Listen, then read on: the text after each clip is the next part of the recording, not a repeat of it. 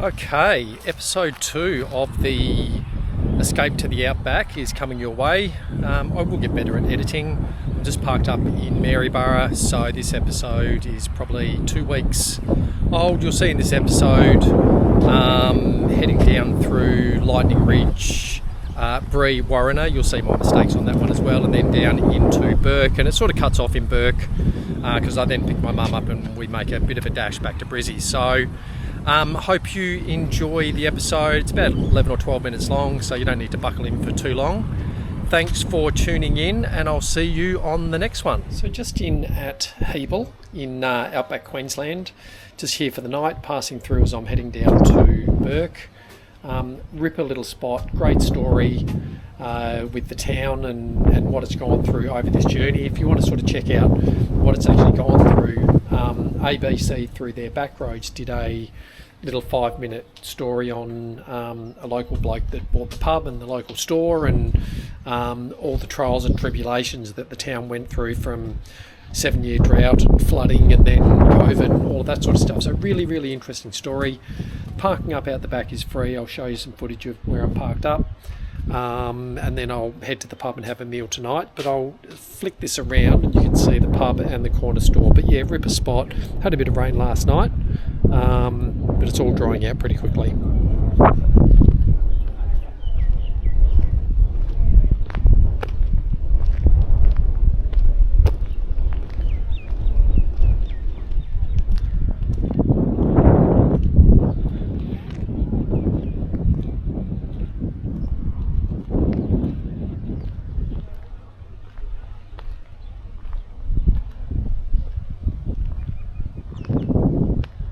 That is the sum total of Hebel.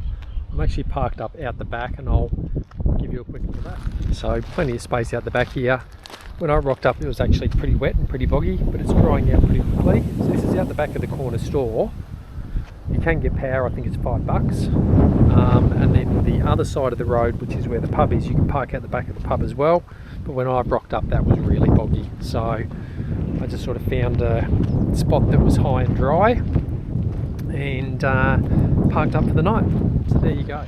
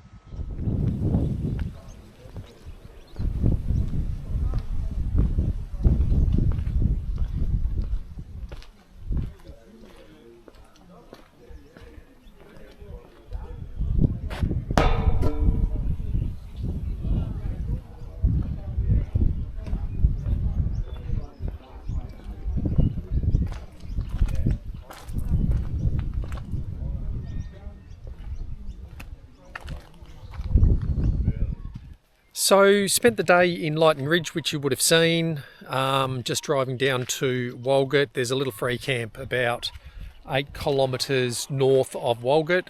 The showgrounds doesn't rate very well apparently in Walgett, so I thought, oh well, I'm not going to stay there.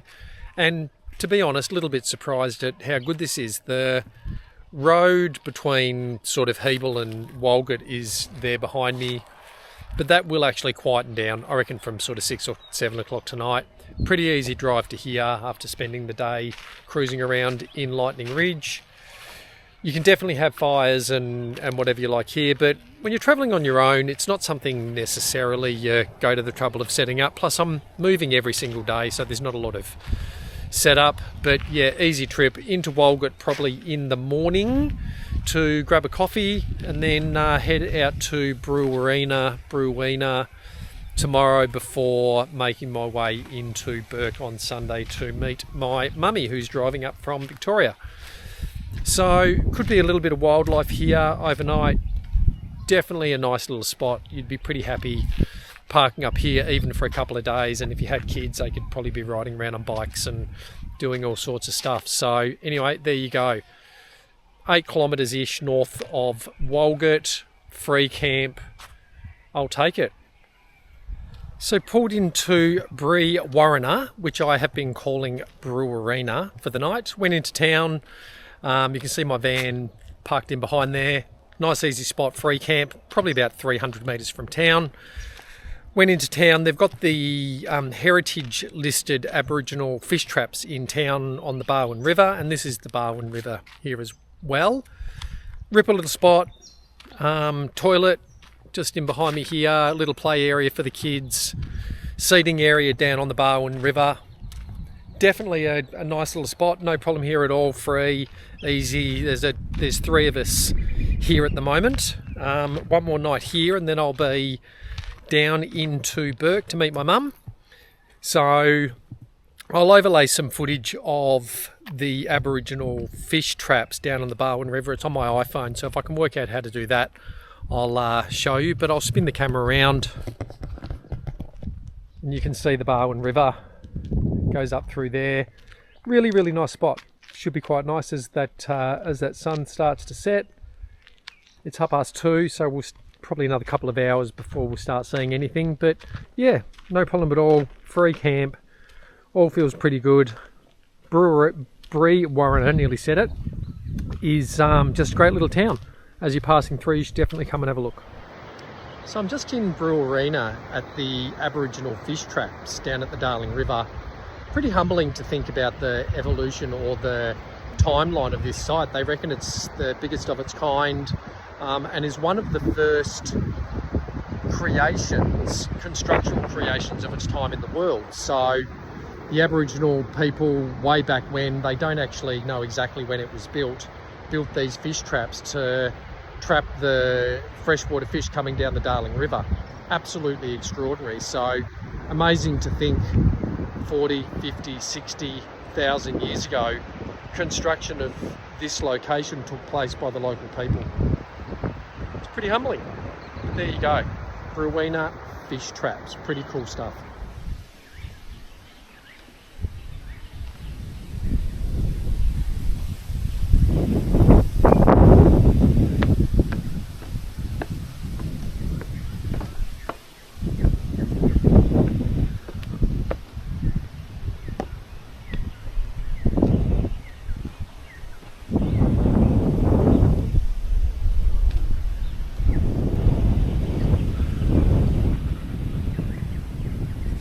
So just arrived in Bourke, going to go to the supermarket, grab a couple of bits and pieces. Been in Bourke once before. It's obviously going to be a little bit quieter here on a Sunday.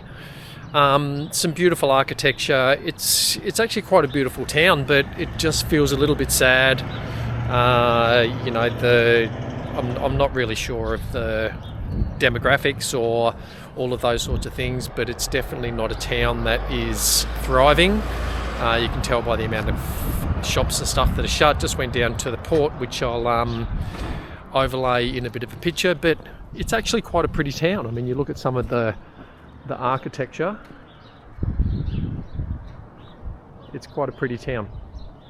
So yes, Bourke, meet my mum out at Kidman Park, and then we will head north from there. I was wondering why I was so cold, but I'm actually a long way south of where I was a week ago. So anyway, there you go. This is Bourke, Outback, New South Wales. So just at the Cunnamulla Falla with my mum. Say hi, mum. Well, don't say hi, mum. Say hi. Hi, everyone. So the Cunnamulla Falla, immortalised in song by Stan Coster and Slim Dusty, in the beautiful town of Cunnamulla, which is just a wonderful town. So definitely worth coming in, having a look. Fantastic information centre just down here. You can do Hot springs a little bit overpriced, but cracking little town, couple of pubs, bakeries, etc, etc. Well worth coming in and having a look at. So an overnight stop in Wyandra, which is about 100k south of Burke, driven up from, not Burke, 100k south of Charleville. We've driven up from Burke. So really quirky little town, have been here before. Some really funny architecture and stuff. I'll give you a quick look and then I'll show you the camp that we're going to be staying at as well.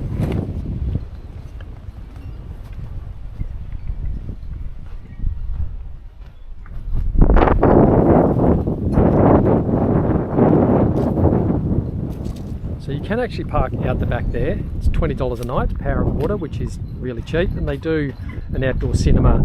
I think it's fairly selectively. And then I think this place will be open tomorrow morning. So there you go. Wyandra Post Office General Store, caravan park, the whole lot. And then down the road here is the pub. And then a bit of a memorial to the Anzacs. You can see my mum walking across the road. So a bit of a memorial to the Anzacs, and then the old train line which is there as well.